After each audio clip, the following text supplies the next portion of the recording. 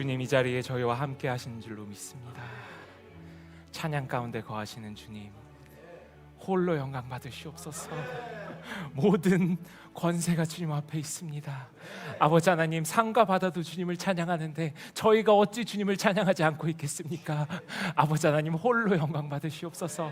이 시간 가운데 함께 하셔서 아버지 하나님, 저희들이 갈급한 만큼 주님께서 채워주시고, 저희들의 심령 가운데 하나님께서 성령님의 검 같은 그런 말씀으로 저희들을 아버지 하나님 부셔주시고, 저희들이 주님 앞에 새롭게 거듭나는 그런 귀한 시간 될 수 있도록 하나님 인도하여 주시옵소서. 이 시간에 더러운 사단관세 틈타지 못하도록 아버지 하나님 함께 하여 주시고, 이 시간에 모든 어둠의 세력은 예수의 이름으로 결박받고 쫓겨날지어다. 아버지 하나님, 이 시간에 함께 하여 주시옵소서. 말씀 가운데 능력으로 임하시고, 아버지 하나님, 이 말씀이 사람의 말씀이 아니라 주님께서 전하시는 그 말씀이 될 수 있도록 우리 심령 가운데 함께 하여 주시옵소서. 우리들의 생각을 가로막는 더러운 사단 세력들은 예수 그리스도 이름으로 쫓겨날지어다. 아버지 하나님, 예수의 이름으로 우리가 예배에 집중하지 못해가는 모든 더러운 세력들도 물리쳐 주시옵소서.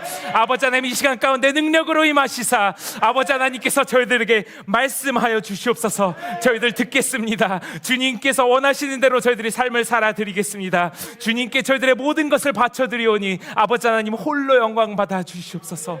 이 시간도 주님 저에게 허락하심을 감사합니다. 아버지 하나님, 저희들 말씀 들을 때 아버지 하나님, 저희들의 마음밭을 저희들이 잘 관리해서 주님의 말씀이 좋은 곳에 떨어지게 하시고, 아버지 하나님, 저희들이 그 말씀을 잘 심고 잘 가꾸어서 아버지 하나님, 귀한 열매 맺는 그런 귀한 시간 될 수 있도록 하나님 함께 하여 주시옵소서. 주님, 이 시간에 함께 하실 줄로 믿습니다. 감사하며 예수님 이름으로 기도합니다. 아멘.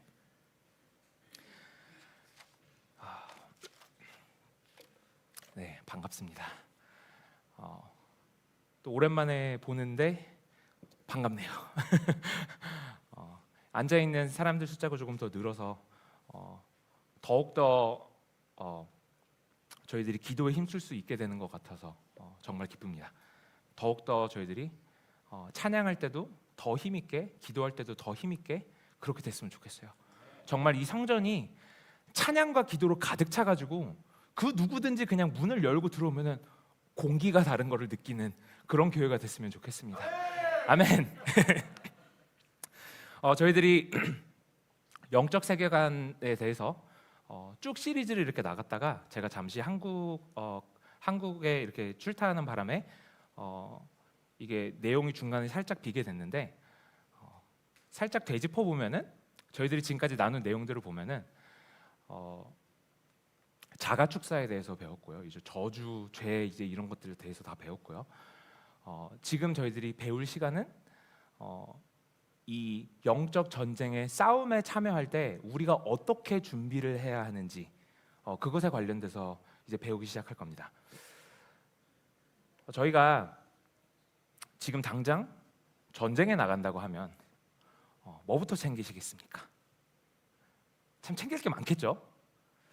뭐 지금은 그냥 핵폭탄 하나 터지면은 뭐를 챙겨가든 그냥 다 죽게 되지만, 이 예전에 전쟁할 때 보면은 이제 창칼, 활, 이제 이런 걸로 싸울 때를 한번 생각을 해보시면 좋겠어요. 이 전쟁은 혼자 싸워서 이길 수 있는 것도 아닙니다. 그죠? 전쟁에 꼭 필요했었던 게 뭐냐면은 당연히 칼은 말할 것도 없고요. 그런데 오늘은 칼에 대해서 나누지는 않을 겁니다. 오늘은 방패에 대해서 배울 거예요. 방패는요, 혹시 재빠른 사람들은 이게 필요 없다고 생각할 수도 있어요. 그런데 방패가 얼마나 소중한 역할을 하는지 알게 되면은 이거 전쟁이 났으면 이게 싸움에 나갈 때, 싸움터에 나갈 때 방패를 안 가져갈 수가 없습니다. 제가 운전을 처음 배울 때 뉴욕에서 저한테 운전을 가르쳐 주신 분이 이유는 설명을 안 해주시고, 여기 이렇게 스탑 사인, 멈춰서는 사인이 있는데 거기에 가면은 브레이크를 이렇게 밟아서 멈춘 다음에 브레이크를 잠깐 뗐다가 조금 더 가서 멈춰라, 이렇게 가르쳐 주셨어요. 그래서 근데 그때 궁금하지도 않더라고요. 그래서 그냥 그대로 배웠습니다. 스탑 사인이 보면은 운전을 하고 가다가 브레이크를 밟아서 멈추고, 그 다음에 그냥 다시 좀 가다가 또 브레이크 밟아서 멈추고.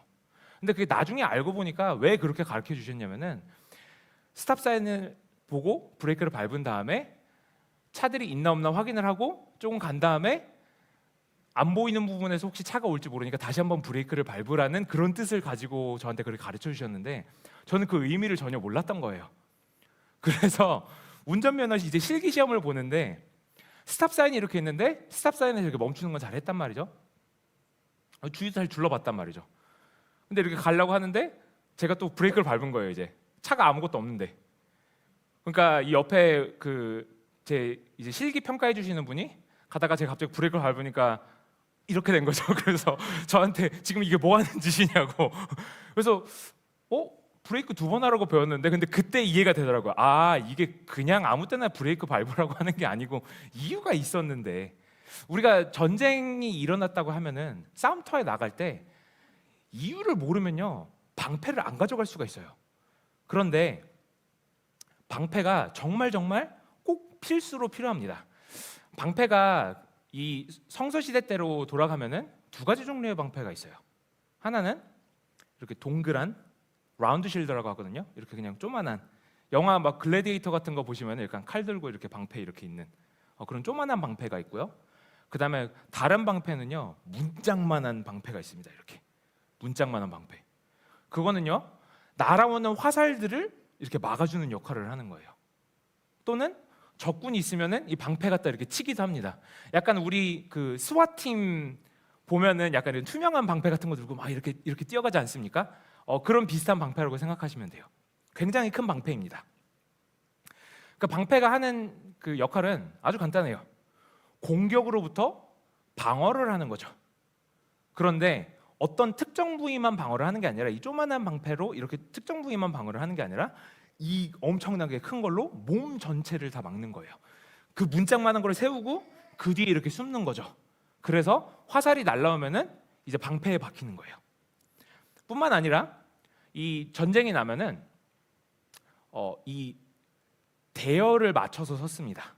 그래서 이 로마 시대 때 전쟁을 보면요, 이런 이 문짝 같은 방패들을 이렇게 횡렬을 맞춰서 서가지고 다들 이렇게 하고 있다가 진영을 이렇게 하고 뭐 방패를 위로 들기도 하고 이 사람은 앉기도 하고 그래가지고 약간 거북이 모양 만들어서 방패로 화살을 다 막아내는 이 진영을 이렇게 만들어서 그렇게 하기도 했단 말이죠. 그래서 이 방패는 정말 필수품이에요. 여러분 생각을 해보세요. 지금 여기 저희들이 다 지금 화살이 날아오는 대로 나간다고 했을 때 우리 중에 한 명이라도 이 문짝만한 방패를 안 갖고 가면은 어떡합니까? 그 부분으로는 화살이 들어올 거 아니에요. 우리가 아무리 이게 진영을 맞춰 서고 아무리 방패를 들어서 막으려고 하더라도 그 방패를 안 가져온 사람 때문에 거기로 화살이 이렇게 날아올 거란 말이죠. 자, 오늘 말씀을 한 군데 보겠습니다. 에베소서 6장 16절 볼게요. 짧으니까 같이 읽습니다. 모든 것 위에 믿음의 방패를 가지고 이로써 능히 악한 자의 모든 불화살을 소멸하고. 자, 악한 자가 이 사단을 가리킵니다. 사단의 세력이 뭐를 쏜대요? 불화살을 쏜대요. 아시고 계셨습니까? 오늘도 불화살 날라온 거 아십니까? 그냥 화살이 아니고 불화살이에요. 굉장히 중요합니다. 왜? 불화살은요 공격하는 방법이 2가지가 있는 거죠. 화살로 공격을 하고 그 화살을 막으면 막았어, 살았어 이게 아니고 이제 그게 불을 붙이는 거예요. 이렇게. 그러면은 특수 방패가 필요합니다. 사단의 공격이 그냥 간단하게 막았어 이렇게 해서 끝내지는 게 아니라는 거예요. 그리고 중요한 거는 화살이 하나가 날라오는 게 아니라는 거죠. 불화살들입니다. 여러 가지로 무기로 쓰죠. 이 화살들은 과연 뭘까? 사단이 심어주는 것은 의심입니다. 하나님은 절대로 의심을 주시잖아요. 그런데 사단이 주는 것은 의심입니다. 의심을 무기로 써요. 그래서 거짓말을 믿게 합니다. 진실인 걸 갖다가 의심하게 해요.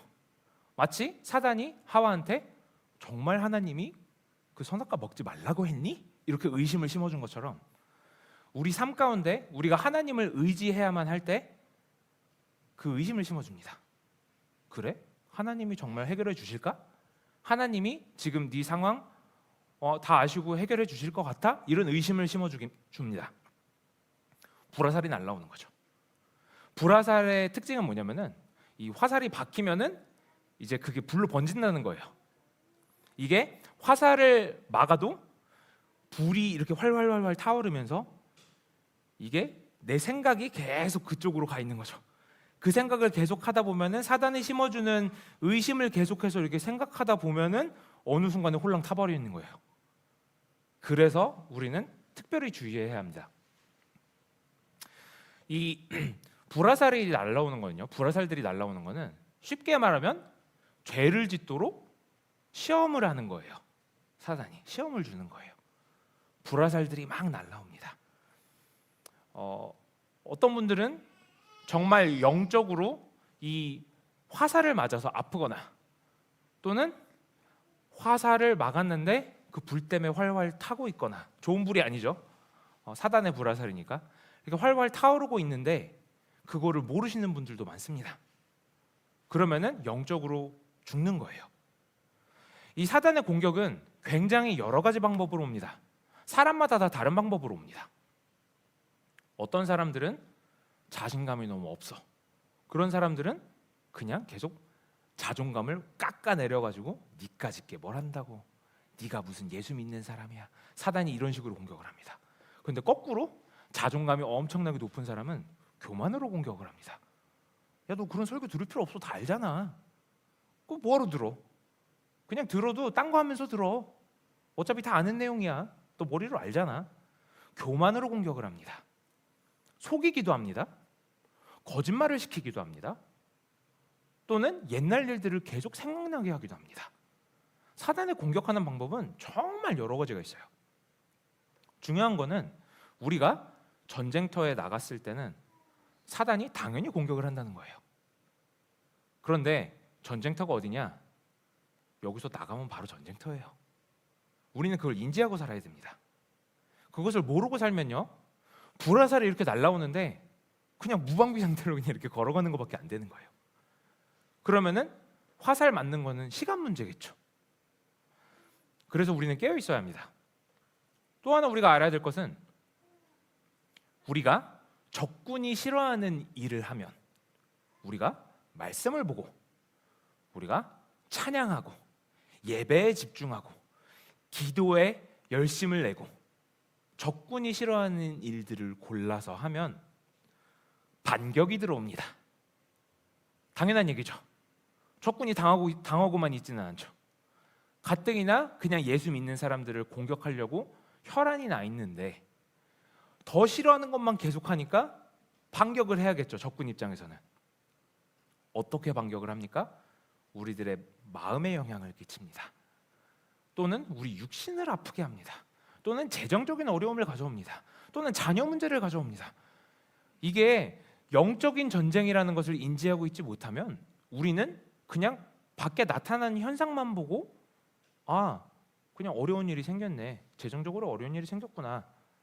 아, 저 사람은 왜 말을 저렇게 하지? 왜 내 마음에 상처를 주지?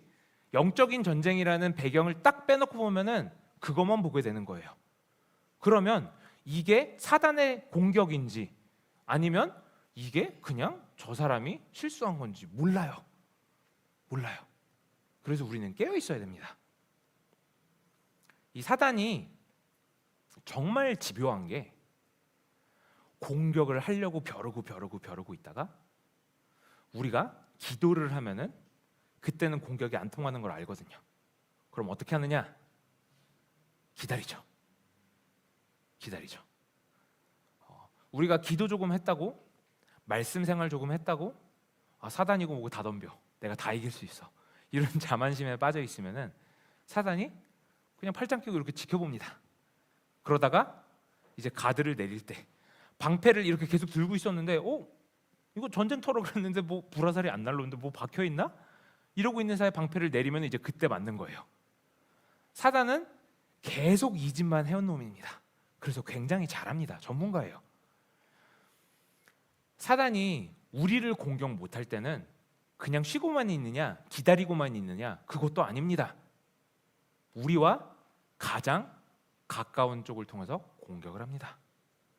가장 가까운 사람들을 통해서 공격을 해요. 직장이 될 수도 있고요, 친한 친구일 수도 있고요, 가족을 통해서 될 수도 있고요. 왜? 우리를 어떻게 해서든 넘어뜨려야 하는데 우리가 기도 붙잡고 살고 말씀 붙잡고 살고 어떻게 해서든 이 공격을 막아내고 있으니까 아, 여기는 안 되겠다. 야, 그러면은 저쪽에 어디 방패 안 들고 있는 놈 있나 한번 찾아봐봐. 그러고서 가족을 통해서 공격을 들어옵니다. 이걸 모르고 있으면 이게 악순환이 반복이 되는 거예요. 모르면 어떤 현상이 일어나냐면요,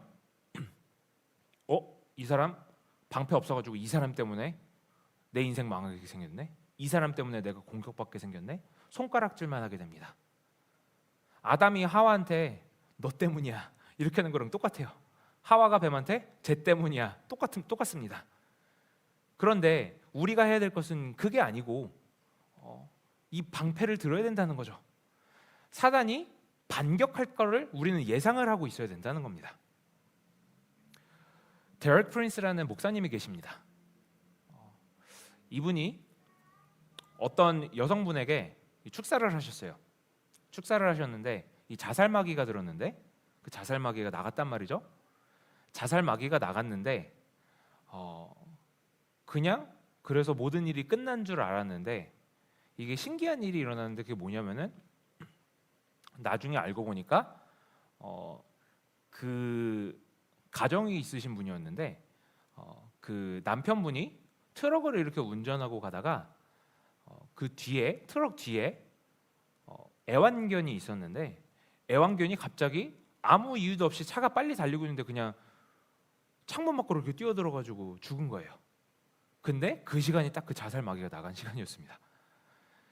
무슨 얘기를 하려고 하는 거냐면 이 사단이 우리를 공격을 못할 때는요, 이게 다른 방향으로 공격이 온다는 거예요. 그냥 랜덤하게 일어나는 일이 아니라는 것을 우리가 알아야 됩니다. 그래서 우리는 영적으로 예민해져야 돼요. 저 사람이 말하는 게 조금 이상한데? 저 사람이 가지고 있는 생각이 조금 이상한데? 그런 느낌이 오면은 거기서 바로 맞붙을 게 아니고 한 걸음 물러서서 우리는 기도를 해야 됩니다. 왜? 거기서 맞붙으면요, 그 불타고 있는 게 이제 옮겨 붙는 거예요. 좋은 불이 아니죠. 불화살 때문에 불타고 있는 게 이제 옮겨 붙는 거예요. 그러면은 싸우게 되고 화나게 되고 난리가 나는 겁니다. 그래서 우리가 이 믿음의 방패가 얼마나 중요한지를 오늘 한번 배워볼 건데 데살로니가전서 5장 8절을 보면요, 이 믿음에 관련돼서 방패가 아니라 다른 게 나옵니다. 여기 보면은 우리는 낮에 속하였으니 정신을 차리고 믿음과 사랑의 호심경을 붙이고 구원의 소망의 투구를 쓰자. 여기 호심경이라고 나온 게 영어로는 브레스트플레이트입니다. 그러니까 갑옷이에요, 갑옷. 믿음의 갑옷이라고 표현이 되어 있는데 저희가 아까 전에 읽은 에베소서에는 믿음의 방패라고 표현이 되어 있죠. 그 두 개가 하는 역할이 다릅니다. 갑옷은요, 나를 보호하는 거예요. 그런데 방패는요, 나를 보호하기도 하면서 다른 사람들까지 보호가 됩니다. 왜? 이게 문짝만한 방패거든요. 바라기는 저희들이 이 방패를 갖다가 저희들만 이렇게 막으려고 하는 게 아니라 기도로 가득 채우셔가지고 가족분들 것까지 다 막으셔야 돼요. 이렇게 특히 믿음의 가장이신 분들 기도하셔가지고 찬양하셔가지고 예배하셔가지고 믿음의 방패를 잘 관리를 하신 다음에 가족에 오는 모든 사단의 공격을 다 막으셔야 됩니다. 그래서 공격이 오면은 야, 다 들어와 이러고서 이렇게 막아야 돼요. 물론 가족분들도 열심히 기도를 하시고 다 같이 이렇게 막으면 얼마나 좋겠냐마는 가족이 다 믿음 좋기는 참 힘듭니다. 그러면 조금이라도 믿음이 더 있으신 분이 더욱더 노력을 하셔야 합니다. 그래서 이 믿음의 방패에 관련돼서 제가 세 가지를 말씀드리려고 합니다. 세 가지, 저희들이 꼭 알아야 되는 세 가지예요. 일단 첫 번째는 우리가 바른 종류의 방패를 들어야 된다는 거예요. 무슨 말이냐? 이 방패는 그냥 방패가 아니고 믿음의 방패라고 했거든요. 그러면 어떤 믿음의 방패냐가 중요하다는 거예요. 어떤 믿음의 방패냐?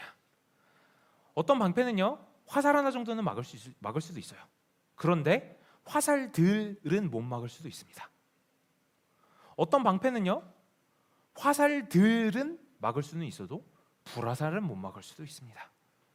방패가 그냥 방패면 안 되는 거예요. 불화살들을 막을 수 있는 방패여야 한다는 겁니다. 이 영적으로 많이 아프신 분들은요, 이 화살을 맞아도 이미 너무 아픈 상태이기 때문에 특별히 아픈 거를 또 모르십니다. 불이 활활 타는데도 모르시는 경우가 있어요. 우리가 그거를 어떻게 아느냐? 우리 마음에 불평불만이 가득 찼을 때, 별일 아닌데 나한테 짜증이 계속 막 우러날 때, 하나님한테 기도가 안 나올 때 분명히 의심해 보셔야 합니다. 내가 어디 상처 난 곳이 없나? 혹시 불화살을 맞아가지고 내가 타오르고 있지는 않는가? 얼른 불을 꺼야 되겠다. 얼른 화살을 뽑아야 되겠다. 우리는 감지할 수 있어야 돼요. 이 믿음의 방패에서 가장 중요한 거는 당연히 믿음이겠죠. 어떤 믿음인지가 굉장히 중요한데, 바른 믿음이 있고 올바르지 않은 믿음이 있습니다. 히브리서 11장 1절을 보면 믿음은 바라는 것들의 실상이요 보이지 않는 것들의 증거니라고 기록되어 있습니다. 믿음은 바라는 것들의 실상이요 보이지 않는 것들의 증거. 세상적인 눈으로 바라보는 거랑 정반대입니다. 그죠? 세상에서는 눈으로 보여야 증거로 채택이 됩니다. 그런데 이 히브리서에 적혀 있는 것을 보니까 보이지 않는 것들의 증거래요. 아니 그게 뭐야? 이럴 수 있습니다. 믿음이 이렇다는 거예요. 우리 한번 잘 생각해 보시면 좋을 것 같아요. 우리들의 삶이 과연 이 말씀이 나타나는 삶입니까? 믿음이 바라는 것들의 실상이라고 했는데 정말 우리의 삶이 그 보이지 않는 것, 믿음으로 기반한 것에 소망을 두고 있습니까? 우리가 매일매일 삶을 살 때 보이지 않는 것들을 증거로 여기면서 살고 있습니까? 우리한테 한번 던져봐야 할 질문인 거예요. 이 방패를 잘 사용하려면, 그리고 올바른 방패를 들고 있으려면 우리들의 믿음을 한번 점검해 봐야 된다는 거예요. 제가 한국에 나갔을 때 이번에는 조금 스케줄이 많이 바빴습니다. 집회가 2번이 있었고요. 청소년 집회 1번, 그리고 어른분들 집회 1번, 이렇게 한 주 이렇게 쭉 있었고요. 그리고 주일 설교를 2번을 했습니다. 그런데 제 성격을 아시는 분들은 아시겠지만 저는 MBTI에서 파워 J입니다.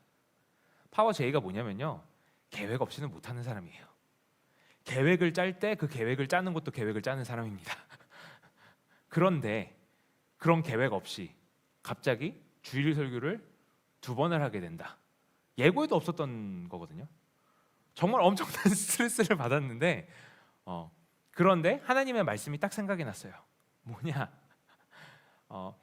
In or out of season. 그러니까 때가 맞든지 때가 아니든지 하나님의 말씀을 언제든지 전할 수 있어야 된다는 거예요. 기도원에서 집회 때 여러 가지 말씀들을 들었지만 거기에서 예전에도 저는 간증책을 통해서 한번 봤었었는데 너무 어렸을 때 봤어가지고 잘 기억이 안 났던 부분이 좀 다시 이렇게 되새겨졌던 부분들이 있습니다. 김 목사님께서 면류관 설교를 하신 게 저한테는 인상에 조금 많이 남았어요.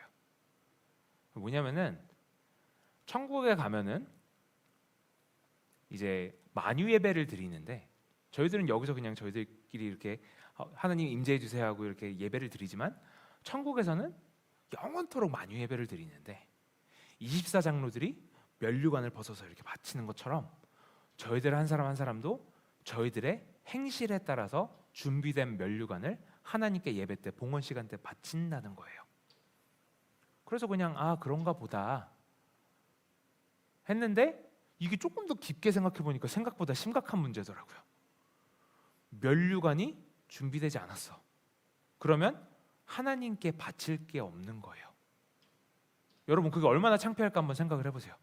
한두 번도 아니고 매번 예배 드릴 때마다 다른 사람들은 다 하나님께 무엇을 바치는데 나는 바칠 게 없어.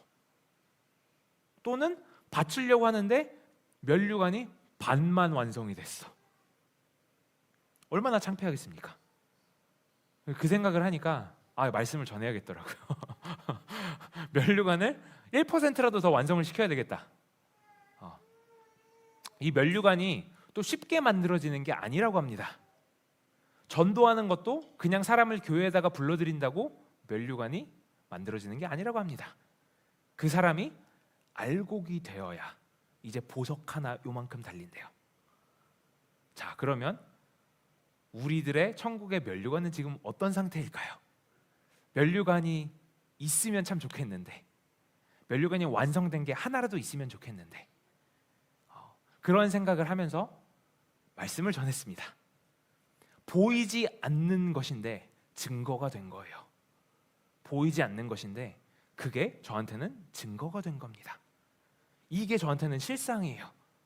그래서 눈에 보이는 것, 사람적인 생각, 나 이거 준비 안 됐는데, 나 이거 이렇게 할 시간도 없었는데, 나 이거 이렇게 공부할 시간도 없었는데 이걸 어떻게 해가 아니고 면류관 가져야 돼. 면류관 가져야 돼. 눈에 보이지는 않지만 저에게는 그게 실상이 돼서 저는 그것을 바라보고 행동을 하나하나씩 옮긴 거예요. 제 자랑하려고 하는 게 아니고요. 우리 모두가 그래야 된다는 거예요. 보이지 않는 것이 저희에게는 실상이 되어야 되는 것이 참된 믿음입니다. 그런 믿음으로만 이 믿음의 방패를 사용할 수가 있는 거예요. 또 한 구절 보겠습니다. 히브리서 11장 6절. 잘 아시는 말씀일 거예요. 없으시면 제가 읽어드리겠습니다. 믿음이 없이는 하나님을 기쁘시게 하지 못하나니 하나님께 나아가는 자는 반드시 그가 계신 것과 또한 그가 자기를 찾는 자들에게 상 주시는 이심을 믿어야 할지니라. 아멘. 믿음이 없이는 하나님을 기쁘시게 하지 못한대요. 우리가 생각할 때 우리의 믿음이 어떤지는 하나도 중요하지 않습니다. 하나님의 관점에서 바라보실 때 우리의 믿음을 어떻게 보실까? 이것을 한번 생각해 보시면 좋겠습니다. 믿음이 없이는 하나님을 기쁘시게 못한대요. 우리가 아무리 봉사를 해도, 우리가 아무리 교회를 나와도, 우리가 아무리 말씀을 읽어도, 아무리 기도 생활을 한다 그래도 믿음이 없이는 그냥 겉으로 껍데기만 활동하는 것들은 하나님을 절대로 기쁘게 못한다고 합니다. 우리가 믿음의 방패를 사용한다고 할 때는요, 그냥 이런 형식적인 예배, 형식적으로 말씀 읽고, 형식적으로 기도하고 하나도 도움이 안 된다는 겁니다. 실제 영적 전쟁터에서는요, 올바른 믿음만 방패 역할을 할 수 있어요. 그 올바른 믿음은 하나님을 기쁘시게 하는 믿음입니다. 하나님께서 바라보실 때 인정하실 만한 믿음입니다. 야고보서 2장 14절부터 24절, 조금 긴데 14절부터 한번 한 절씩 교독하면서 읽겠습니다. 내 형제들아, 만일 사람이 믿음이 있노라 하고 행함이 없으면 무슨 유익이 있으리요? 그 믿음이 능히 자기를 구원하겠느냐?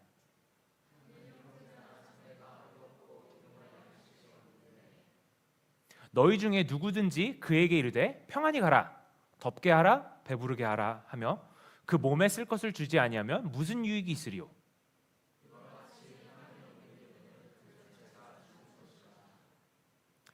어떤 사람은 말하기를 너는 믿음이 있고 나는 행함이 있으니 행함이 없는 내 믿음을 내게 보이라. 나는 행함으로 내 믿음을 내게 보이리라 하리라.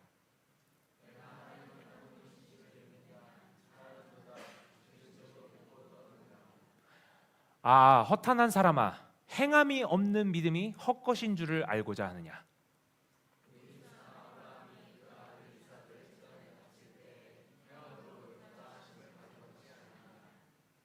내가 보거니와 믿음이 그의 행함과 함께 일하고 행함으로 믿음이 온전하게 되었느니라.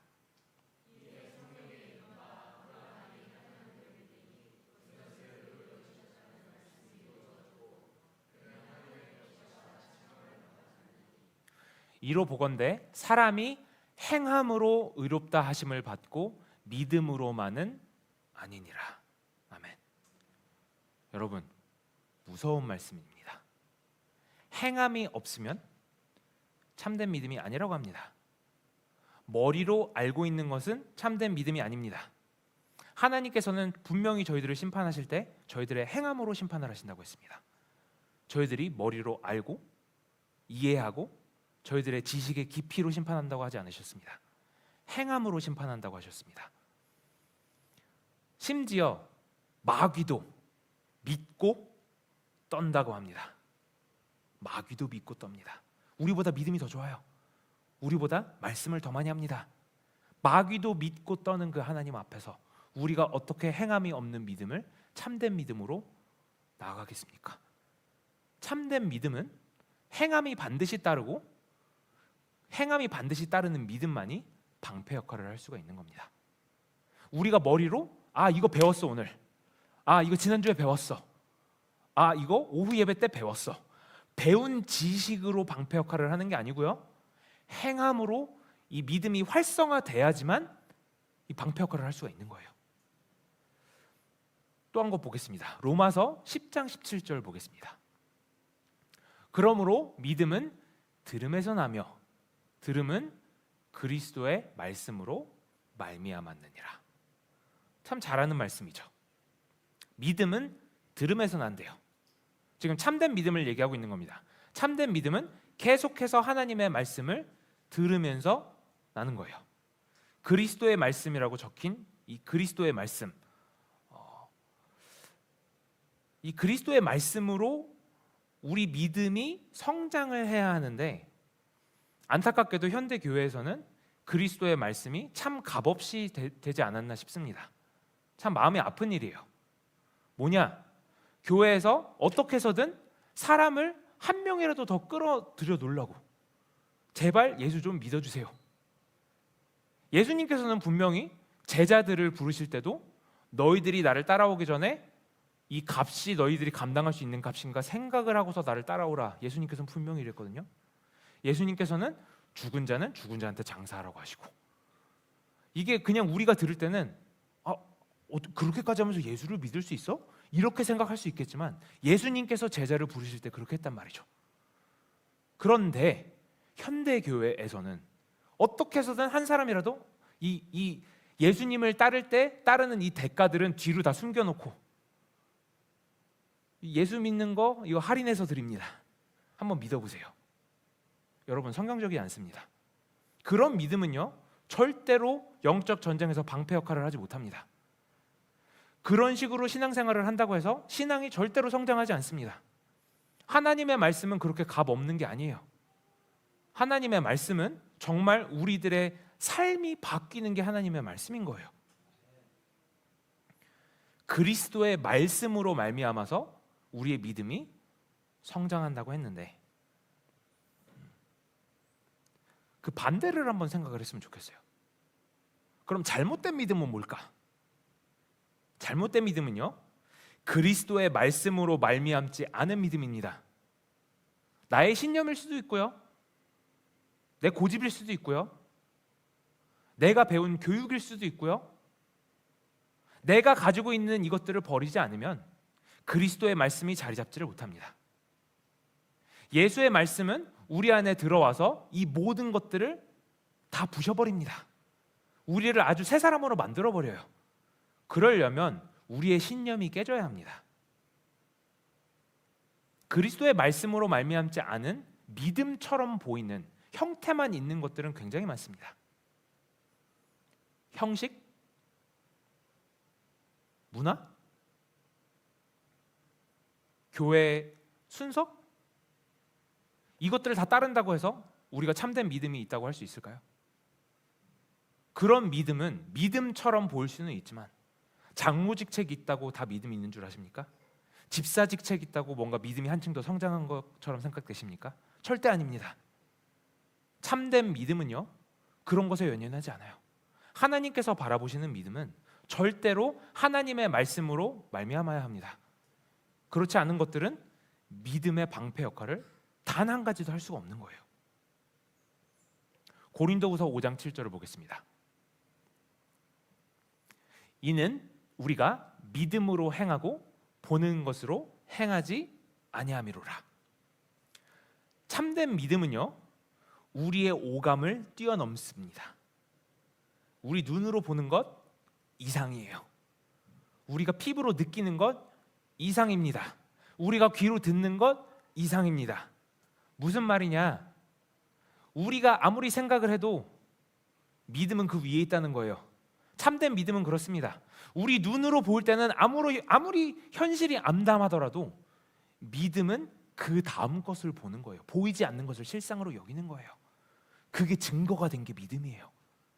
믿음은 우리의 이런 눈으로 보는 것, 귀로 듣는 것, 우리가 아는 것, 피부로 느끼는 것, 이런 것과 타협보는 게 믿음이 아니라는 겁니다. 믿음은 그것과 조화를 이루는 게 아니에요. 믿음은 그것을 뛰어넘는 거예요. 그게 믿음이에요. 몇몇 분들이 이런 말씀을 하시는 분들이 있는 것을 저는 한국에서도 많이 봤어요. 그런 믿음을 가지려면 우리가 예수님이 아닌데 어떻게 해야 되냐? 어떻게 실질적으로 그런 삶을 살 수가 있느냐? 교회에서 그렇게 가르치면은 그걸 누가 따라갈 수가 있느냐? 여러분, 근데요, 그 말씀은 우리가 예수님께 질문을 던져봐야 합니다. 왜? 하나님의 말씀은 분명 그렇게 기록하고 있거든요. 우리에게 너무나도 부담이 되는 말씀입니다. 그러나 우리에게 부담이 된다고 해서 말씀을 바꿀 수는 없다는 거예요. 하나님의 기준은 정해져 있다는 겁니다.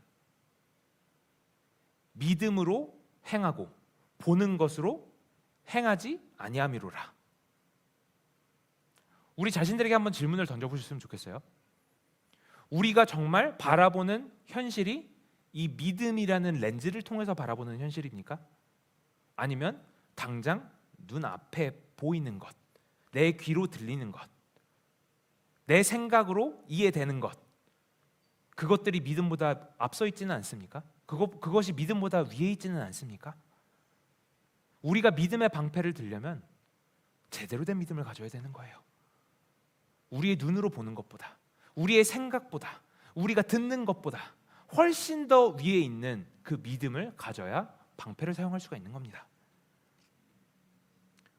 잠언 3장 5절부터 6절을 보겠습니다. 너는 마음을 다하여 여호와를 신뢰하고 내 명철을 의지하지 말라. 다시 한번 읽을게요. 너는 마음을 다하여 어떡하라고요? 여호와를 신뢰하고, 믿으라는 겁니다. 내 명철을 의지하지 말라. 너는 범사에 그를 인정하라. 그러면 어떻게 하신다고요? 내 길을 지도하시리라. 성경에서는 분명히 해답을 제공하고 있습니다. 그런데 우리가 이거를 믿고 싶지가 않은 거예요. 성경에서는 분명히 마음을 다하여 20%가 아니고요, 30%가 아니고요, 100%입니다. 100% 마음을 다 해가지고 여호와를 신뢰하라, 여호와를 믿으라. 100% 마음을 다해서 여호와를 믿으면, 보이지 않지만, 내 미래가 보이지 않지만, 내 문제 때문에 가로막혀서 현실은 너무나도 참담하지만 여호와를 100% 신뢰하고 나아가고 내 명철, 내가 이해하는 것 의지하지 않으면 우리가 범사에 하나님을 인정하는 것이고, 그럴 때 하나님께서 우리 길을 지도하신다고 합니다. 믿음의 방패는요, 이런 거예요. 하나님을 전적으로 신뢰하는 것.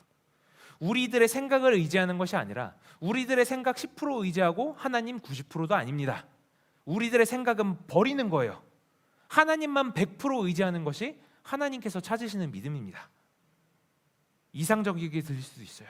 성경이 말하고 있는 것을 저는 그냥 말하고 있을 뿐입니다. 어쩔 수가 없어요. 저한테도 굉장히 부담되는 말씀입니다. 지금 제가 여러분에게 외치지만 제 자신에게도 외치는 말씀입니다. 성경에서 말한 것을 우리는 믿고 그 방패를 사용해야 합니다. 고린도전서 2장 5절을 읽겠습니다. 너희 믿음이 어디에 있지 않다고요? 사람의 지혜에 있지 아니하고 어디에 있습니까? 다만 하나님의 능력에 있습니다.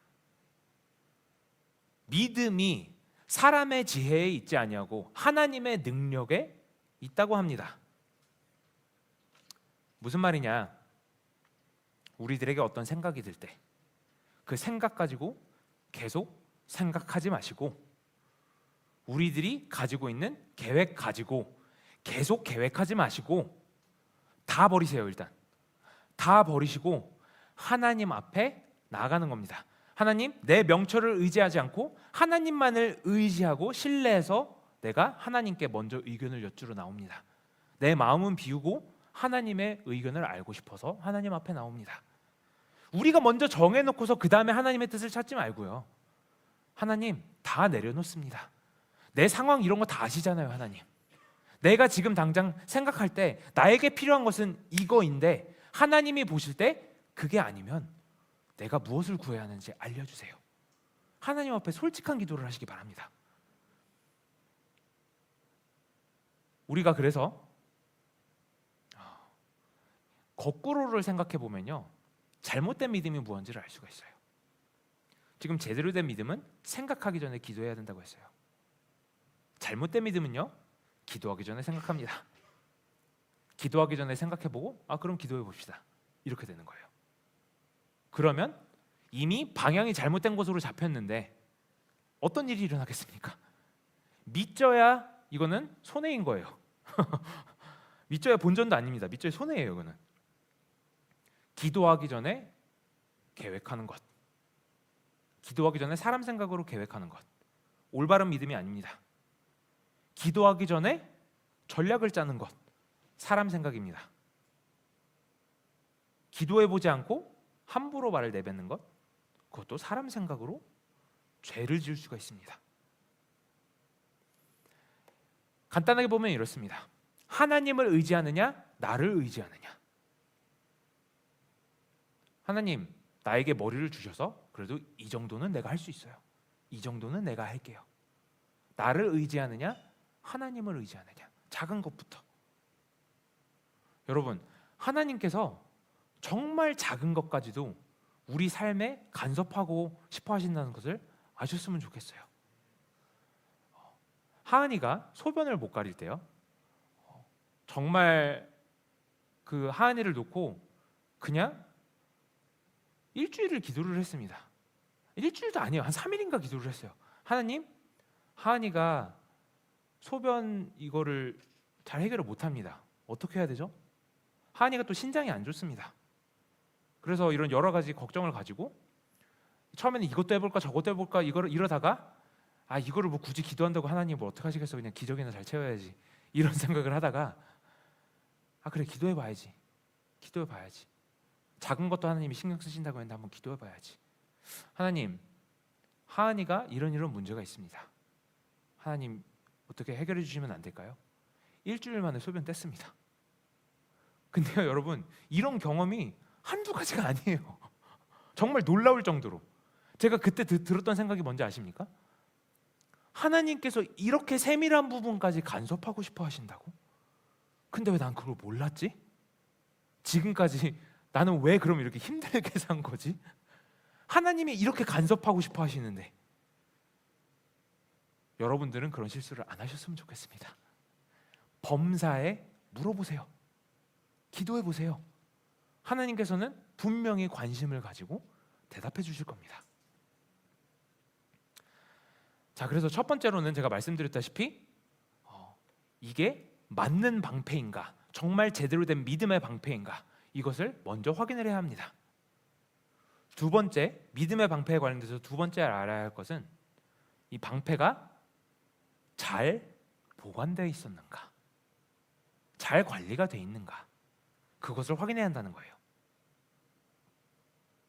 여러분, 방패를 겉모습만 보고는 이게 제 역할을 할지 안 할지는 모릅니다.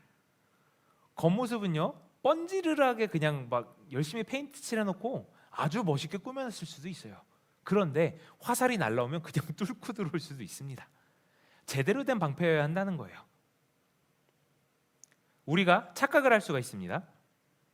나 예전에 믿음으로 단련됐어. 나 훈련된 사람이야.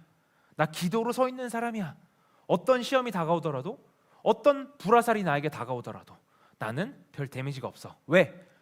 하나님께 이미 훈련을 받았거든. 여러분, 착각입니다. 왜 착각이냐? 예전에 전쟁을 했다고 해서 지금 방패 안 들고 나가면 화살을 안 맞습니까? 아닙니다. 별개의 문제라는 거예요. 자, 그러면 실질적으로 이 관리하는 방법을 알려드리겠습니다. 믿음의 방패를 관리하는 것은 무엇인가? 하나님께 구하셔야 되는데 어떻게 구하셔야 되냐면요, 우리가 죄를 바라보는 태도가 달라지도록 구하셔야 합니다.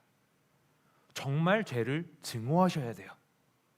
정말 죄를 증오할 때 이 믿음의 방패가 관리가 잘 됩니다.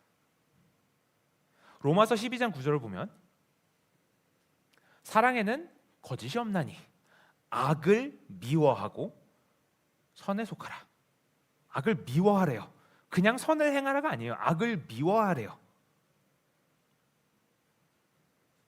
악을 미워하는 거하고 선에 속하는 거하고 사실은 동전 앞뒷면 같은 겁니다. 여러분, 요새 LGBTQ든 아니면은 사람들이 뭐 이 교회는 사랑이 없네, 저 교회는 사랑이 없네, 이런 사랑 얘기를 할 때 잘못된 점이 뭔지 아십니까?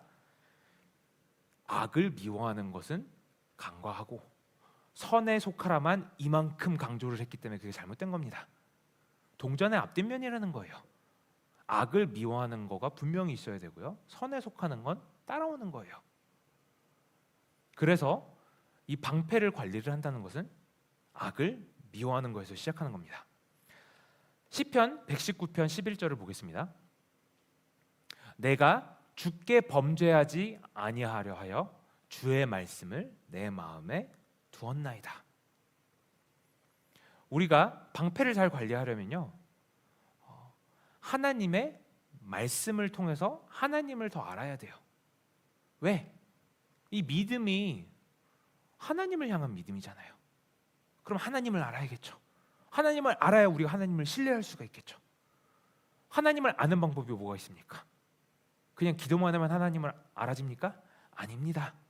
다른 종교에도 기도하고 기적이 일어나고 체험이 있고 여러 가지가 있습니다.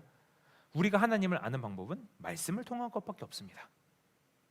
이 말씀을 통한 것은요, 그냥 여러분들이 귀에 못 꽂고 유튜브로 다른 설교 잘하시는 분들이 말씀을 전하는 그런 말씀으로 안 됩니다. 그거는 마치 뭐랑 같냐면요, 날고기를 먹는 것과 같아요. 저 전하시는 목사님은 그 고기를 갖다가 잘 요리를 하셔서 본인이 소화하실 수 있도록 돼 있지만 그냥 그것을 들었을 때는요, 우리는 그냥 날고기 먹는 거예요. 여러분들이 직접 말씀을 읽으셔야 합니다. 그리고 곱씹으셔야 합니다. 그때 여러분께 되는 거예요. 그게 믿음의 방패를 관리하는 방법입니다. 우리가 하나님을 더 알면 알수록 죄를 더 싫어하게 될 수밖에 없습니다. 이 두 개가 항상 따라가는 거예요. 하나님을 더 사랑한다는 것은요, 죄를 그만큼 더 싫어한다는 거예요. 정말 죄를 증오하면요, 하나님을 엄청 사랑하게 되는 겁니다. 이 두 개가 항상 같이 가요. 그렇기 때문에 우리는 말씀을 통해서 하나님을 더욱더 알아야 합니다. 또 죄의 결과를 알아야 됩니다. 그냥 머리로만 아는 게 아니고요, 정말 죄의 결과를 알아야 됩니다. 죄 때문에 우리는 하나님과 멀어지게 됩니다. 하나님과 멀어지게 되면 지옥에 가는 겁니다. 죄는 우리를 가지고 종노릇을 시킵니다. 죄가 하는 일이 그래요. 죄 때문에 이 세상에 아픔이 있습니다. 죄 때문에 질병이 있습니다. 죄 때문에 죽음이 있습니다. 죄가 존재하기 때문에 지옥이 있는 거예요. 죄의 결과가 이렇다는 겁니다. 우리가 죄에 대한 자세가 그래서 완전히 바뀌어야 됩니다. 그게 믿음의 방패를 잘 간수하는 거예요. 우리가 기도하는 것도 굉장히 중요합니다. 그런데 형식적인 기도에만 의존하지는 마세요. 우리 기도가 정말 하나님과 교제하는 기도가 돼야 됩니다. 이 기도도요, 헛도는 기도가 있고 정말 하나님께 상달되는 기도가 있습니다. 헛도는 기도는 뭐냐면요, 예를 들어 드릴게요. 하나님, 제가 오늘 조금 많이 피곤합니다. 오늘 제가 다 기도 못해도 하나님 다 아시죠? 내일 기도할게요. 아멘. 헛되는 기도입니다. 그 누구에게도 도움이 되지 않습니다. 자기 위안 삼는 거예요, 그냥. 하나님께 상달되는 기도가 그렇게 쉽지 않습니다, 여러분. 우리가 심지어 누구에게 전화를 걸어도요, 그 사람이 받을 때까지 기다리고요, 그 사람이 전화를 받았어도 얘기를 할 수 있을 때가 돼야지 얘기를 꺼냅니다. 그런데 우리가 어떻게 감히 하나님께 전화를 걸고서 전화 받지도 않았는데 아멘 하고 전화를 끊어버립니까? 말도 안 되는 거예요. 제가 지금 이렇게 말할 수 있는 거는요, 제가 그런 죄인이었기 때문에 말씀을 드리는 겁니다. 그러시면 안 돼요. 겉도는 기도는 그 누구에게도 유익하지 않습니다. 기도를 할 때도요, 기도하는 내용이 굉장히 중요합니다. 우리가 신앙이 어릴 때는요, 다 나를 놓고 기도해요. 나. 내 진로, 내 사업, 내 가정, 내 믿음. 하나님 나에게 은사 주세요. 하나님 나에게 이거 주세요. 나에게 저거 주세요. 나. 미성숙한 신앙입니다. 그런데 오늘 저희가 배우는 이 믿음의 방패는요, 저희들만 방어하는 게 아니고 우리 주위에 있는 사람들까지 다 방어할 수 있는 그런 방패란 말이에요. 그러면 기도를 어떻게 해야 됩니까? 중보해야 합니다. 이 사람들을 위해서 기도해야 합니다. 제가 금요일 날 기도하는 시간을 왜 이렇게 중요하게 여기냐면요, 이 자리에 참석하지 못하시는 분들을 위해서 우리가 방패를 들어야 하기 때문입니다. 우리가 기도로 채우는 거예요. 우리가 기도로 방패를 열심히 닦는 거예요. 그래서 이 자리에 계시지 않은 분들도 여기에 왔을 때는 보호를 받을 수 있도록. 아멘. 그래서 우리는 과연 우리의 신앙생활이 어떤가를 한번 생각해 보셔야 합니다. 우리가 이 믿음을 상황에 따라서 믿음을 소환을 하는가, 아니면 날마다 이 믿음으로 사는가, 굉장히 중요한 겁니다. 세 번째로 이 믿음의 방패에 대해서 우리가 알아야 될 것은요, 자, 지금 첫 번째가 올바른 믿음을 가져야 된다고 했어요. 그리고 두 번째가 이 믿음의 방패가 잘 관리가 돼야 된다고 했습니다. 세 번째는요, 사실은 이게 제일 중요한 거예요. 믿음의 방패를 사용할 줄 알아야 됩니다. 관리가 아무리 잘 돼 있어도 방패를 어떻게 드는지를 모르면은 그러다 화살 맞는 거예요, 그냥. 방패를 들었어도 자기를 어떻게 방어하는지를 알아야지 화살이 안 맞는 겁니다. 사용하는 법을 알아야 된다는 거예요. 우리가 믿음이 죽어 있으면요, 행함이 없는 믿음이면요, 수면하고 있는 믿음이면요, 방패를 들고 있는 게 아닙니다. 그냥 내려놓고 있는 거예요. 방패를 잘 관리해 놓고서 여기 모셔두는 거예요. 밖에 출근할 때, 가정에서, 우리가 무엇이든 뭘 할 때, 우리가 갑자기 왜 다툼이 막 이렇게 일어납니까? 왜 불평불만이 틈탑니까? 왜 짜증이 납니까? 방패를 내려놔서 그런 거예요. 우리가 이걸 인지하고 있으면 그때는 승리할 수 있단 말이에요. 또 하나 알아야 될 것은 뭐냐면, 우리가 하나님 이런 얘기를 들을 때, 하나님 저는 저런 믿음이 없어요. 큰 믿음 주세요. 큰 믿음 허락해 주세요. 이렇게 구할 수가 있습니다. 그런데 그건 잘못된 겁니다. 잘못된 거예요. 왜냐? 누가복음 17장 5절부터 6절을 읽겠습니다. 예수님께서 대답을 하십니다. 사도들이 주께 여짜오되 우리에게 믿음을 더하소서. 그러니까 큰 믿음 주세요, 이거인 거예요. 예수님께서 어떻게 대답을 하시느냐? 주께서 이르시되 너희에게 겨자씨 한 알만한 믿음이 있었더라면 이 뽕나무더러 뿌리가 뽑혀 바다에 심기어라 하였을 것이요 그것이 너희에게 순종하였으리라. 아멘. 무슨 말이냐? 큰 믿음을 달라고 하지 말고 겨자씨만한 믿음을 사용하라 이거예요. 사용해야 합니다. 믿음 주세요, 믿음 주세요, 은사 주세요, 이거 주세요, 저거 주세요 하고만 있을 게 아니라 사용을 해야 된다는 거예요. 그게 왜 그러냐면요, 제가 오늘도 지금 제가 직장에서 전도하고 있는 친구가 한 명이 있는데, 그 친구가 이런 내용을 나눴습니다. 그 친구가 지금 가정적으로 굉장히 어려운 상황에 있는데 예수를 믿지 않는 친구입니다. 그런데 제가 기도하는 법을 가르쳐 줬어요. 이런 상황이 왔을 때 이렇게 기도를 한번 해봐라. 이 친구가 그 기도를 매일 하고 있습니다. 그런데도 이게 계속 사단의 공격이 오고 여러 가지 이런 가정의 어려운 상황으로 사단의 공격이 멈추질 않는 거예요. 그래서 제가 한국에서 갔다 오고서 이 친구랑 전화를 했는데 이제 이 친구가 저한테 그걸 물어보더라고요. 왜 기도했는데 안 되냐? 내가 믿음이 작아서 그런 거냐? 왜 기도했는데 안 되냐? 너가 분명히 된다고 하지 않았냐? 여러분, 저희가 알아야 될 것은요, 하나님이 응답하실 때요, 그 응답이 어떻게 오는지를 우리가 잘 아시면은 오해가 없습니다. 뭐냐면 우리는 하나님께서 응답하실 때 이 완성된 형태를 기대해요. 그런데요, 한 90%는요 하나님께서 응답을 하실 때 이 씨앗의 형태로 응답을 하십니다.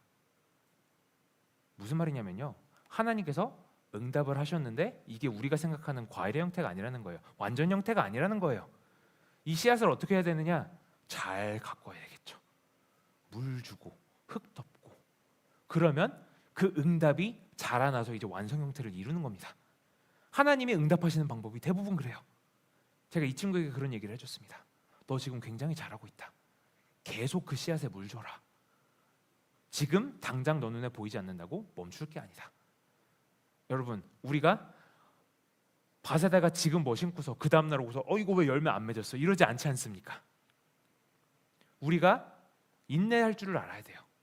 하나님께 응답을 구할 때는요, 이게 잘 자라고 있겠구나.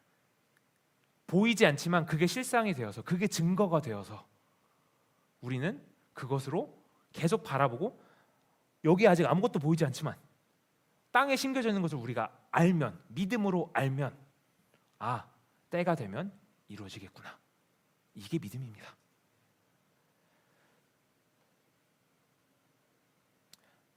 우리가 이 작은 믿음을 사용할 때 생각보다 사용할 때가 굉장히 많습니다.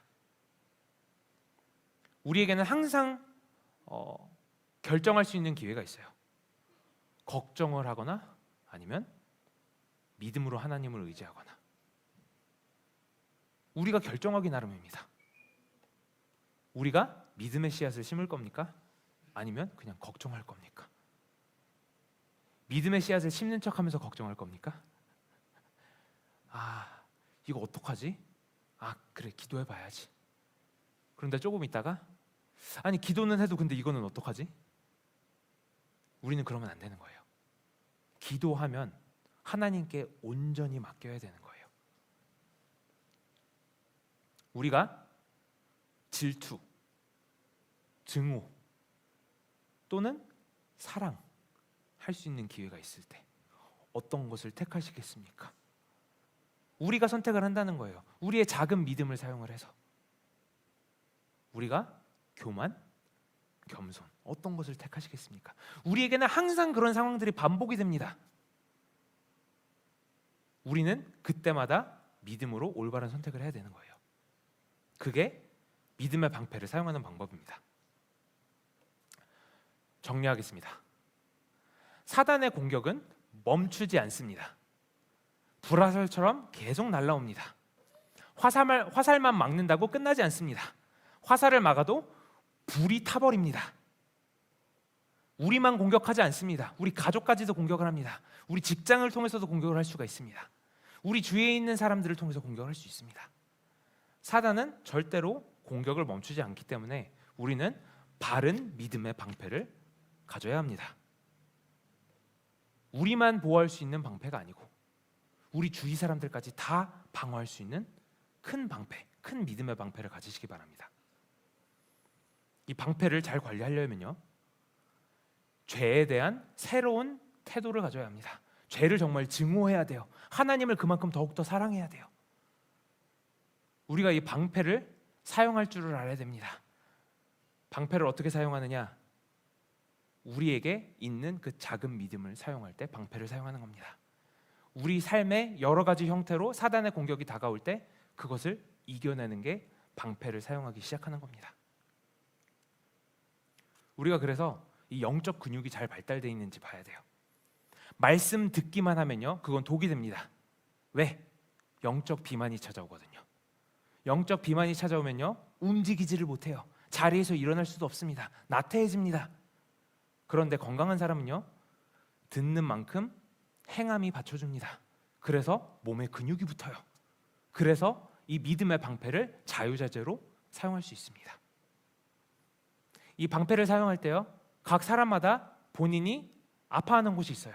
가장 아픈 곳이 있어요. 그곳을 잘 방어하셔야 됩니다. 다른 데 열심히 방어하다가 거기 한 대 맞으면 바로 믿음이 그냥 다이빙 해버립니다.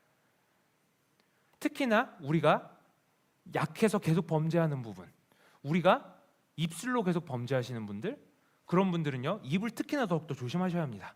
생각으로 나도 모르게 계속 범죄하시는 분들, 생각을 막아야 됩니다. 믿음의 방패를 오늘부터 사용해 보시기 바랍니다.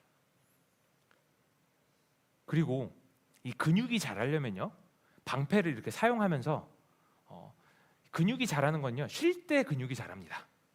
운동을 할 때도요, 운동을 열심히 하고요, 그때 근육이 자라는 게 아니고 회복을 하면서 근육이 재형성되면서 근육이 이렇게 커집니다. 우리에게 회복은요, 하나님 임재 가운데 있는 거예요. 우리가 믿음의 방패를 이렇게 사용을 하고 하나님 앞에 이렇게 나오는 거예요. 나와서 하나님 여기서 좀 쉴게요. 오늘 하루도 사단의 공격이 너무 힘들었습니다. 하나님, 주 안에서 내가 안전합니다. 하나님 안에서 안식하겠습니다. 그때 우리의 영적 근육이 자라는 겁니다. 그래서 오늘도 같이 찬양하시면서 하나님의 임재 가운데 나가셨으면 좋겠습니다. 이제 믿음의 방패에 대해서 배웠으니까 이 믿음의 방패를 잘 관리할 수 있도록, 그리고 잘 사용할 수 있도록 하나님께 그거 하나만 오늘 구하시기 바랍니다. 하나님, 내가 이 믿음의 방패를 잘 사용해서 나뿐만 아니라 내 주위에 있는 사람들에게 날아오는 불화살도 내가 막고 싶습니다. 하나님, 나에게 새 힘 주시옵소서. 이렇게 같이 기도하는 시간 가지겠습니다.